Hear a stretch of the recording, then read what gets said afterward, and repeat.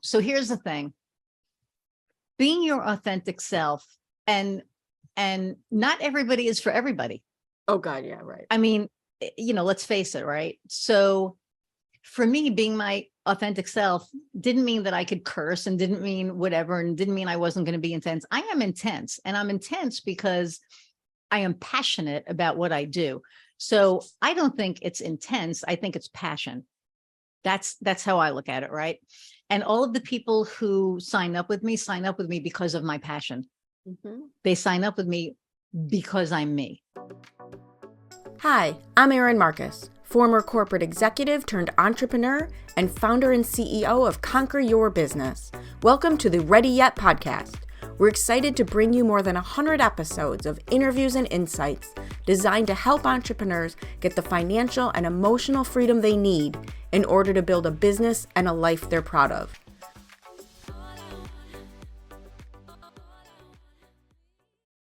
Got it. All right. Welcome to this episode of the Ready Yet podcast. I'm excited to have Iris Goldfeder here with me with GasStoveCreative. I almost didn't say that. I don't know what almost came out there, but it wasn't going to be the right thing. But I'm excited to hit record because we could keep chatting and going on and on and on. And you have a story you're going to tell me, but we're waiting to hit record. But before we get into all that, why don't you give everybody a little more formal introduction to who you are and what you do? Okay, well, what I do is not who I am. So, but I am Iris Goldfeder. I am owner and CEO of GasStoveCreative. We are an all-in-one marketing solution based out of Lafayette, Indiana. I've been in the marketing arena for 25 years plus. Got fired about 9 years ago and decided I never wanted to work for anybody again. And here I am. It's been a great ride, and it's still going. So that's the key, right? That is the key. And I love it. I love what I do. That's awesome. Before we hit record, we were having a conversation that I always find interesting because I grew up in Chicago, you grew up in New York, like around a lot of people from all the countries, from all the backgrounds. And one of the things I said, I always try to ask my guests to confirm how they say their name so I get it correctly to be appropriate there. But I always say growing up in Chicago with all the different people, learning how to pronounce different people's names is a benefit. Like we learned how to pronounce all the things because we had all of the languages in the melting pot of the city.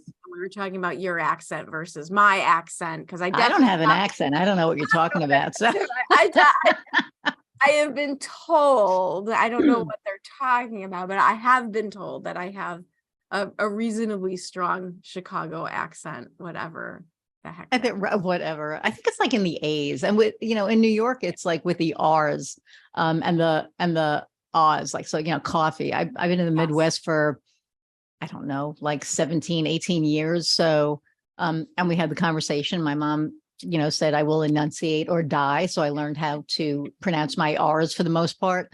But when I speak with a fellow East Coaster, I devolved within 5 minutes. And I'm talking like this, and we got the thing going and the family and the whole thing. And so actually at 5 o'clock, I have a meeting with a guy, Sam Leibowitz. And it's just going to go to hell. Like I already know where it's going. One of my college roommates was from Southern Illinois and heavy Southern accent. And I used to say all the time. And at the time, teenager out of Chicago, I had very limited exposure to that. And that was to me I grew up with people from 22 different countries. The thing that was the novelty was Southern America, right? That was the novelty. So I used to say to her all the time, I won't pay attention to what you're saying, but can I just listen to you talk? Because as soon as she got on the phone with her mom, it came back full force, right? Full force. So what I was telling you was, I'm a musician, and I wrote a song for a homeless shelter in New York. Full transparency, I was homeless when I was 19. They took me in, and I always believed in, paying it forward. And so I did. Always went back and helped and volunteered. And I figured, I have this gift, let's, do it. So I wrote a couple of songs, but one of them was called Living on the Edge. And I wrote that title before Aerosmith. I just wanted to throw that out there. Own it. I am owning it. But we recorded it in New York in a studio with my friends doing backup vocals and all that stuff. And my sister outlaws, because we kept her in the marriage, her sister, who I call my cousin, had a television production company. And she said, come to Chicago. We'll film, we'll record it at this really cool studio with, and I think they were called, something six. I can't remember what they were, but it was like the something six. And they were the best jingle singers. Oh, wow. In Chicago. So I'm like, okay, well, we're a big advertising city. Oh, big. I mean, it was phenomenal. I mean, I look at the pictures and it was a hell of an experience. But so I get into the studio, and one of the lines in the song is, we're all one underneath this pain. And so we get into the studio. First off, they start singing, and I'm like, I am not. So I will wait until you're done with your part, because there is no way in hell I'm singing with you people. I felt like literally like a teeny little ant amongst these giants. And there was this one woman, Peaches, who did this gospel role, and like my knees literally went weak. But so the line in the song was, we're all one underneath this pain. And so we go into the studio, and they do their thing. And I go in, and I'm like, we're all one underneath this pain. He goes, cut. I'm like, what? He goes, it's where. I said, that's what I said. He said, no, you said where. And I said, no, I said, where? And he goes, no, it's where. So I said, okay. So I go back in, and again, is like 15 takes. And then he goes, think we are, like we are. And I went, oh, we're. He went, yes. So 15 takes later, I got it. But it was hilarious, because I'm going, we're all one. He's like, cut. And it becomes a who's on first situation. It really did, because I'm like, what do you mean where? I said where. He goes, no, you're saying where, not we're. And I'm like, I don't understand what the hell the difference is. It was pretty comical. But anyway, we got it done, and very cool. They were amazing. Are you still musical in nature in general? Do you still get to practice? Well, I have a piano, and I do play. I was in a band up till about 3.5 years ago, and it was actually hard rock and metal. There we go. Well, I've done everything from like the classics to whatever, and that was the only thing that I hadn't done yet. And I was like, let's do this.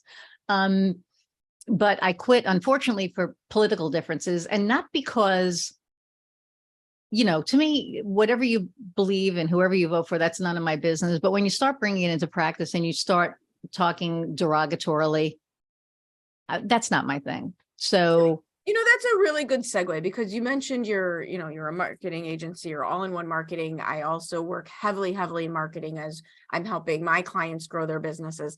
And that's something that is reasonably recent in the marketplace, because up until recently, now there's certain topics, right? There's certain extreme topics that have always been like, no, that's not okay. No, that's not okay.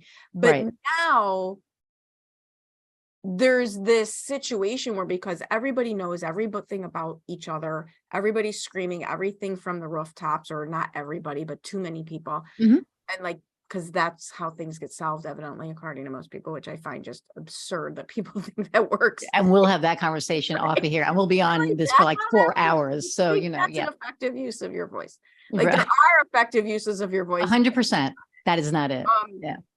I can honestly say, because I, like you, there's certain things where I'm like, no, that's not okay. Like mm-hmm. I have my black and white, and everything else is like, you're entitled to your opinion. I have not had it come up. I have not had it come up with my clients where in their marketing, now to believe social media and to believe the news, you would think this is the most predominant problem businesses are having. Right. But I really, like, most people individually are normal. Like, people together, person is great, people are weird, right? Yes. And here's the thing. And, I may see it more than you do because I'm gay and I'm in Lafayette, Indiana. You're in Lafayette. Just call it what it You know, is. And you're in Lafayette. and Sure. you know, I mean, I love Lafayette. Lafayette has amazing people. They have amazing restaurants. You know, you would think, you know, I'm a New Yorker. And you're You know, happy there, right? I'm a Exactly. food snob, so you would think, oh my God, good restaurants. You know, of course, you know, I know half the people that own the good restaurants, but that's like another story. But I have had people. I apologize for the background noise. Like Oh, we that can cannot hear be it. You're good. avoided. They decide to wrestle every time I Oh, do a that's fine. There podcast. will So, eventually be a cat on my desk. okay. So that is perfect. That's part But of I it. have had people, you know, not do business with me because Really? I'm gay. And I have chosen not to do business with people because of their views. Because, you know, for me, I live in authenticity, including in my business. Mhm. And I don't believe in alienating anybody, you know, because then, you know, you lose half the market, right? However, I'm like you, I have my black and white, and there are some things that are okay, And there's some and things. there are some things that just are not. And, you know, I used to have to work with everybody and anybody and, you know, sit there and be like, oh my God, what is this person saying? Now I don't have to listen to it. And it's been interesting, but I will say that is only maybe 10% of the time, which is really good. And now a lot of my clients are also national. So there's that. Yeah, it is interesting because you think about who you want to give your money to, who you don't want to give your money to. And there's a very big difference between making those choices and making those choices a problem for other people. Yeah. Absolutely. Yeah. And as marketers, right, we have to, you know, if we if we don't care about the client, they're not going to get the best out of us, right? Oh, absolutely. I If mean, there's not an alignment there. And the other way I also said, like, I have a hard time doing a great job for someone whose business I don't think is actually viable. yes. And I've watched coaches and other entities sell an expensive solution to somebody who would never get an ROI on it, Right. because their business model isn't capable of it. You know, but that's where ethics and integrity comes in. I mean, you know, I know within 15 minutes of a conversation, Right. if I can help somebody. I mean, you just know, or if I can work with that person, never mind if I can help them. I mean, and I'm not being, you know, I don't want Or people if to they listen. can work with me. Say what? Or if they can work with me. Or yeah, Right, I mean, like, it goes this is both a ways, two-way 100%.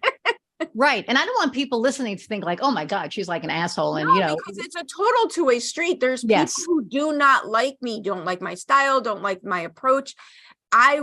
It would be hard for me to help them because right. we're out of alignment. Yes. I will, right? Yes, 100%. You've got to be aligned. I feel that our values need to be aligned. And I don't mean political values. I mean our Human. values, our business values, our, you know, just our values in general need to be aligned. I had a guy, it was so funny. It was with the business that I'm not with anymore. But I had a guy and he had a landscaping business and really great guy. And he started talking about politics. And I was like, I want to continue to like you. Please stop talking. wow. And I said, yeah, I said, how about if we don't have this conversation? Right. And he goes, oh, you're a lib. I said, no, I'm a lesbian. And he looked at me like, and he started laughing. That's awesome. He just started laughing and he said, "Too effing shay." And I said, what you see is what you get. I said, so we can do this one or two ways, right? I said, you know, we can bring the politics in it and then we can't work together, or we can kind of meet where we're supposed to meet and we can make this work. And he literally was like, I love you. I want to work with you. Right. And we did. But it was like the funniest thing because it could have gone a whole nother way. Right. And so you have to bring, the word now is authenticity, right? Authenticity, 100%. authenticity. And I think, and this is also what we're talking about, because there's authenticity in my marketing in that you will see what I agree with. I'm not a surprise to anybody because I'm not pretending to be anything I'm not. And I think if you just present your authentic self, it can often solve or avoid. Like, my business is not where I choose to have those conversations. Right. I mean, and it shouldn't be. That's not what it should be about. And, you say your authentic self. And I don't know if we talked about this. I had a coach tell me 8 years ago, whatever, be less you. Yeah. Good luck with that. I said, for that. I said, what do you mean? Well, you're a New Yorker and Lafayette and you're a little intense. The thing was, I listened to him. And, for the first 4 months, I was like, yeah, I'm getting business, but I feel like I'm lying. Well, and there's a very big difference between be less you, which is such a judgy. Terrible. As opposed to, this is part of how you communicate that could use a little tweaking. And that you'd been like, for example, I'll give you an example. I have a client. I love her. She's amazing. I'm so proud of what she has taken that we've done and grown with it. And it's freaking amazing. And when she hired me, she said, Erin, I love you. I have a hard time with the swearing. That was she goes, I love you. I know you can help me. I have a very hard time with the swearing. And I said, okay, that's fair. I mean, that's fair. And I said, okay, I will not promise you I will never swear because it's such a habit that I don't think about it. But I have zero problems making an effort while we're talking to not do that. Right. To be cognizant of that. Right. The fact that bothers you doesn't hurt me at all. Right. To try to, I speak for a living. There's no swearing on other people's stages. So it's not like I'm completely out of control of myself. Right. And when I first meet somebody, because I'm a sailor. At the end of the day, I am. And I wait for them to say the first shit, the first fuck, the first whatever. And once they do it, it's like, woohoo, okay. It's like gloves up and here we go. But if they don't, how do you recommend to people, since we're having this conversation, to find the balance between their authentic self and the version of people who think that gives them the right to be a jerk? No. So here's the thing. Being your authentic self, and not everybody is for everybody.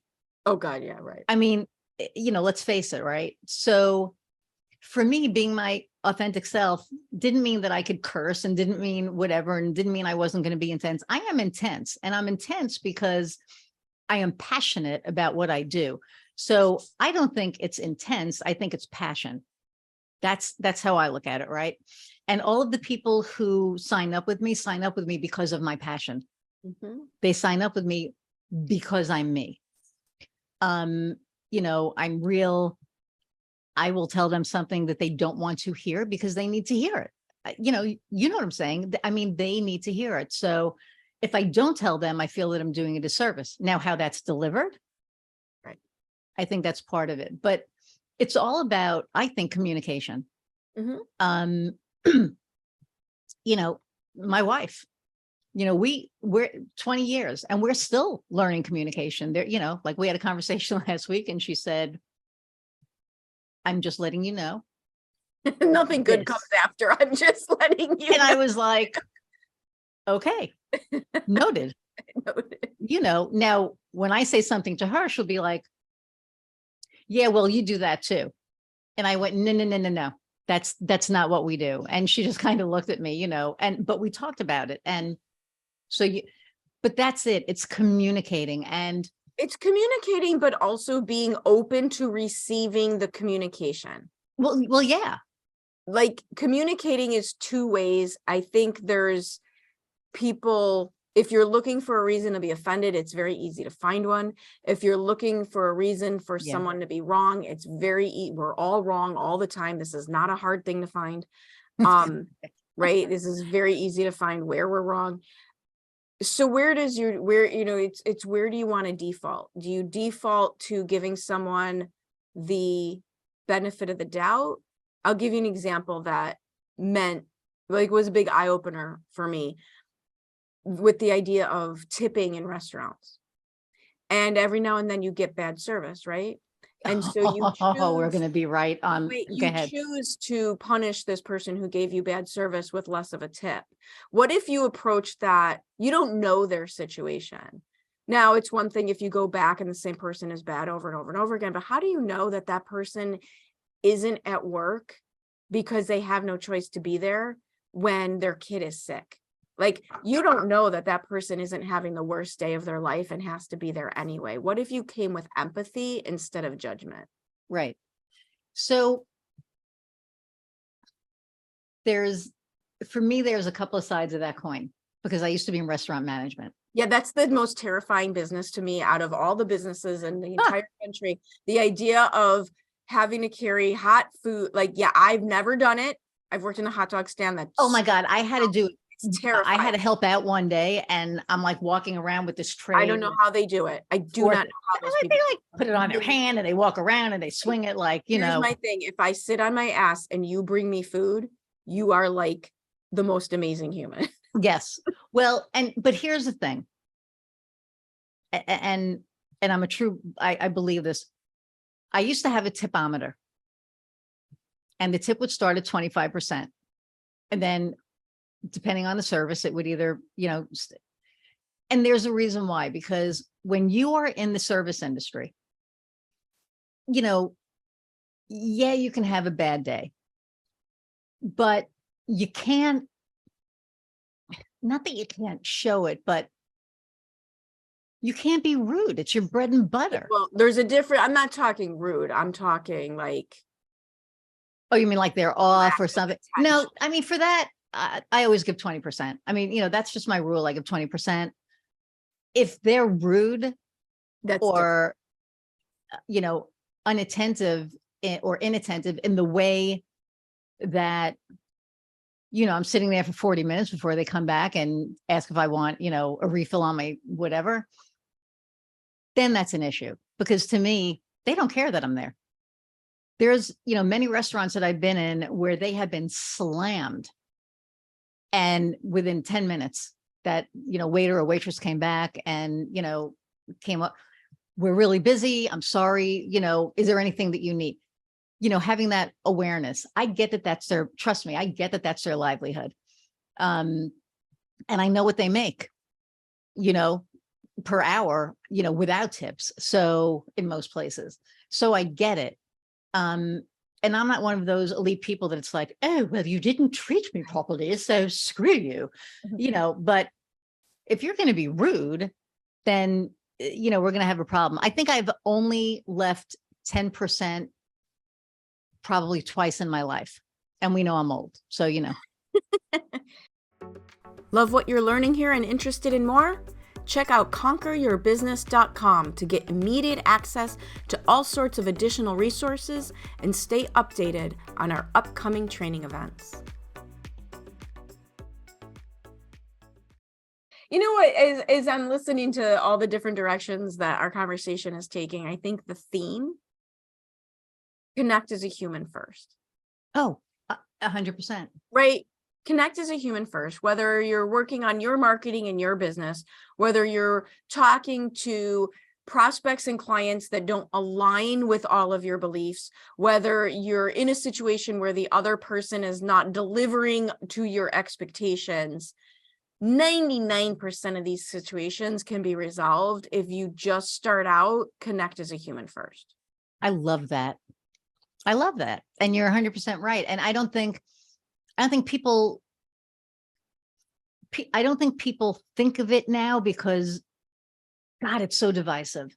Well, we're also, regardless of the divisive, we are just also obsessed with our own crap. And we're also, and it is the way our brains work. There's a little bit of neuroscience going on, but we're also obsessed with our own, period, hard stop. We are obsessed with our own. That, imagine if we all just took 1 second, step back, and connect as a human first. It's taking that pause. Now, that's easy for us to be said, and I'm sure you had different experiences than I do. I'm not talking the situations where you are discriminated against, where you are, that's not what I'm talking about. Right. I'm talking about our run-of-the-mill average in experiences that I think a lot of people, because we're both in the business of helping others grow their businesses, right, they let these types of situations stop them. I don't want to say anything because what if someone interprets it this way? I don't want to do anything. What if somebody doesn't like me? And I kind of go out there knowing that there's a lot of people that don't like me. Right. That's okay. Yeah. There's a lot of people that do. Right. And that's okay. Probably more that do than don't. It depends on the day and how. You know what? Who cares? Look, at the end of the day, I was told, I'm very polarizing. Because either people like me or they don't. And I tend to get that as well. Right. And well, because we're strong women. Well, and the way it was described to me is the reason people don't like me is I'm basically a mirror. And do they like what they think about themselves compared to because I'm strong, because I'm so driven. Right. And it's not me. I'm one of the least judgmental people you'll find. Right. But yeah. I think especially in marketing, and maybe it's just the people that I'm coming across now, and maybe it's because it's national and it's not, local. A lot of the people that I am meeting are very heart-centered. Mm-hmm. And so it's easy for them to choose me and me to choose them. Easy, like that. I think I had a meeting with a prospective client, I think 3 weeks ago, and it took 2 weeks for, them to say, okay, let's move forward. It was 2 more conversations, and it was fine. And it was never about personality. It was never, it came down to ability. Right. What can you do for me? What's sales 101, WIIFM? What's in it for me? Well, and here's the thing, back to our thoughts about authenticity. That doesn't happen. Like friction. I had a conversation with a guest. I won't say earlier because I have no idea what order these get dropped in, but earlier today, talking about frictionless action and meaning things that you don't have to force. Okay. Right? And in our version, yours and mine, in our version of this conversation, to me, if you want frictionless action, if you want things to happen without force, it starts with authenticity. Yep. Because you can attracts like. And so if you want to make things easier on yourself, and again, I'm talking about authenticity, not an excuse to be a jerk and judge other people saying, I know my truth. That's not what we're talking about. No. There's a difference between being authentic and being rude and abrasive. I mean, And the other thing, I'd love to get your opinion on this. The other thing that I'm not a fan of, I call it woe is me marketing. I call it woe is me marketing. I haven't heard other people call it that, but that's what makes me chuckle at myself. There's a difference between authenticity and sharing every trial and tribulation of your world in the hope someone takes pity on you. It's just so clearly right. God. And here's the thing, it's so contrary to yours and my personality that we can't even conceive of it. It feels like a bad idea, but you do see it. You do see it where people are out there sharing their woe is me story in the hopes of you choosing them. Which is awful. I mean, it's just, it's in the guise of authenticity. I'm just telling you, Yeah, but and one of the things that I'm not a fan of is, well, and I just did a video on this yesterday. It'll probably be on LinkedIn next week, but positive marketing instead of negative marketing. When you're talking to a client, instead of going, man, you are not doing this the way that it should be done. You are not doing that, man. What made you like, what the hell were you think this was a good idea, right? And for me, it's like, wow, you have done this and this, great. This is awesome. Let's build on that. Without even mentioning the stuff that they don't know, because nobody wants to feel like an idiot. Right. And I've seen it. Like I remember I was in a sales meeting one day, and I have never cringed so much in my life, where the guy was literally like, yeah, this doesn't work. And no wonder you're not making money. They'll stop listening to you. Oh my God. If that's the way you deliver your advice, people will stop listening to you just out of self-preservation. Because at that point, they're like, oh my God, I'm like this giant loser. Right. And I remember looking at that going, oh my God, like I will never do and I that. think it's also intention. I will point out, let's do this, not that. This is why that worked. This is why that didn't. But it's also intention. Right. You're not saying, this didn't, that you shouldn't have done this. It's like, you tried this and it wasn't successful. This is probably why. So let's try this. Right. And the difference is your come from, right? Like, where are you coming from? The difference is, and this is a great thing, like to always ask yourself, almost to the point, if not to the point of writing it out before you do anything. What am I trying to accomplish? Because we lie to ourselves all the time and we say, well, I just want to help the other person. You know what? The person who is berating someone, their goal is to make themselves feel better, not to help the other person. Yeah. Well, there's that adage, hurt people. And I think that's bullshit. Mean people hurt people. I mean, I'm sorry. Not resolved. There's a lot of hurt people who have worked on their hurts and they do not continue to do. Well, yeah, when you work on it and you get through it, but if you're not willing to even recognize it, because I've been on the other end of it, and I, coming home being like, oh my God, I suck. And my wife is like, it has zero to do with you. I had a guy that I'm mentoring went to do a sale, and I guess the deal was done. And then the wife came out and she's like, no, this is a scam. All you people, blah, blah, blah, blah, blah. And he was like, what are you talking about? Like, this is done. And the guy was like, no, my wife doesn't want to do this. We're not doing this.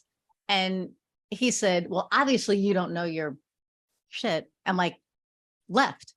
And he called me up and I said, so you do realize that you just poured 5 gallons of gasoline on that and lit a match, because that is gone. Right. That is never going to be another opportunity. Totally I said, salvable. Right. What would have happened if you took a pause and saw how upset she was and said, wow. And just ask her a question. No, like, you must have had a really bad marketing experience. What happened? Right. What? Yeah. Just ask a question. Connect. And you know what? She could still say, I don't have to tell you anything. Get the out of here. Or she may sit and be like, okay, this is what happened. But you didn't even make that an option. Like that was never going to be an option at that point. So, and that was something that I learned. Right. That's practice, because but you can't take it personally. Right. It does take a lot of practice. It does. And I will tell you, no matter how good at it, things will happen. They'll throw you, and you just kind of learn to observe your own behavior instead of react to things. Right. They say, and this is absolutely true, that owning a business, the entrepreneurial journey is the biggest self-improvement journey you'll ever go on. Oh, like I will say, and I know there's no Horrifying. such thing as 1,000%, but 1,000%, because, you know, it opened your eyes to so many things, like to how you deal with certain situations. You know, you have to change. Yeah. You know, if I was the hothead that I was at 30 now, I'd be working at McDonald's probably. Not that there's anything wrong working at No, but McDonald's. they would have fired you by now They would have because fired me. They would have been like, oh my God, like, you know, yelling at the customers, But- you're out of here. what do you mean you didn't want cheese? What the hell's the matter with you? It says right here, cheese. Everybody You know? wants cheese. Right. It's just so funny though. I mean, and the entrepreneurial journey, I think, for me has been loaded. It's been loaded with so many different experiences, right? Like, you know, good, not so good, and completely eye-opening. Well, let's do this, because it's one of my, I say this all the time. It's one of my favorite things to do. I call it lessening your learning curve for the audience. Just don't do it the way I did it. You'll be better off. There you go. So what would be something like whenever I ask this, my guests are like, oh, where do we even start? But like, what's a failure? What's something you did that we can lessen someone's learning curve and just say, don't do it that way. I already tried it. It doesn't work.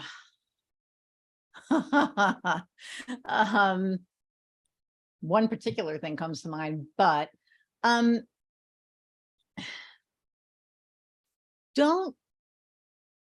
I don't know how to okay. Don't look for what you think is the easy way, because it is not. If something looks easy, just think of, if you ever watch Lost in Space, danger, Will Robinson, danger. Well, let me tell you, because if it looks too easy. That's so true. Oh my God. Those are probably some of my most expensive mistakes. Oh Just my do God. this, it'll be easy. Yeah, no, it never was. Let's go this route. It's gonna. Right. Those instantaneous results. It's not going to happen. happen. To be hard. You know, I'll adjust it a little bit. It's not that it has to be hard, but if someone's offering you instantaneous, perfect results, that's not how business works. What do they say, though? That 10-year overnight success, right? I mean, it's just not. Exactly. Well, I had a guy, you know, we were doing SEO, and this was like 8 years ago, or 8 or 9 years ago, and we were charging what we were charging, and you know, it's not cheap. I mean, you know, it's not. So he calls me up and he goes, I'm dropping your service. And I said, why? He goes, well, I had a guy call me up and he told me that he could get me on top of the first page of Google, #1 in 2 days for $100. And I said, what? I said, don't do it. You're going to get blackballed. I said, I'm telling you, You're going to get in trouble. Don't do it. If you don't want to stay with me, that's fine. But please go somewhere ethical, because this is not ethical. And he said, yeah, whatever. I checked Google 2 days later. He was #1. And then he was gone a week later. And I mean, gone. I couldn't find him on page. You know, I went to like, wow, I think the 8th page, nothing, gone. Why? Because what they did back then, 8 years ago, loaded his page with keywords. And I mean, like, I don't even know how many keywords they did. Right. And, you used to be able to do that. It wasn't in the content. You tagged it in the background. right. Yes. You can't do that anymore. Well, there's reasons why you can't do it anymore. But so he was gone. He calls me back 3 weeks later. It take years to fix that problem. He's like, I'm nowhere. And I am never one to say, I told you so. I may think it and chuckle to myself, because seriously, I was like so adamant about it. And, you know, and I said, I don't even know with this domain that I can fix that. And he said, what do you mean? I said, you've been blackballed. Right. Like, you're kicked out. Like, yeah, you're like out of the club. I said, you know, we can keep our eye on it for a month and see if there's any movement. But if there's not, we need a new domain for you. And we had to get a new domain for him. Oof, that's brutal. And I just remember going, you know, and there's that's no why way around doing the work. No, there just isn't a way around doing the work. No. And I think that if we can And I think that's where the authentic piece comes from, right? If we're really, empathetic, and we're just like, this, am I the best person out there? I mean, I think so. Are there people out there better than me? Maybe, probably, but are they going to get you the results that I know I'm going to get you? Probably not the way that I'm going to do it. Are they going to, treat you the way? Right. Is the connection there? I mean, there's so much more that goes into it. Oh, it's yeah. And I think that people now are looking for that. They're not looking to just work with anybody. They're looking for that connection. Absolutely. So speaking of connections, yeah, if someone wants to continue this conversation with you, and I good segue. That they do. Wasn't that perfect? Well, they can find me. They can find me on LinkedIn. They could find me on Instagram, GasStoveCreative, Facebook, GasStoveCreative. My LinkedIn is Iris Goldfeder or GasStoveCreative. Website, GasStoveCreative.com. My New York just came out. We're on YouTube. I also have a podcast. GasStoveCreative presents The Cookbook, Recipes for Success in Business and Marketing. And you're going to be on that soon. So can't wait for that. Awesome. Yeah. So. Not hiding. Huh? Not hiding. No. No. Well, awesome. I enjoyed this conversation. We could have gone in 800 different directions, but I love having real conversations about real topics, real people. This is what's going on. So thank you for your candor, your insight, your experiences. This has been awesome. Thank you for having me on. And this has been awesome.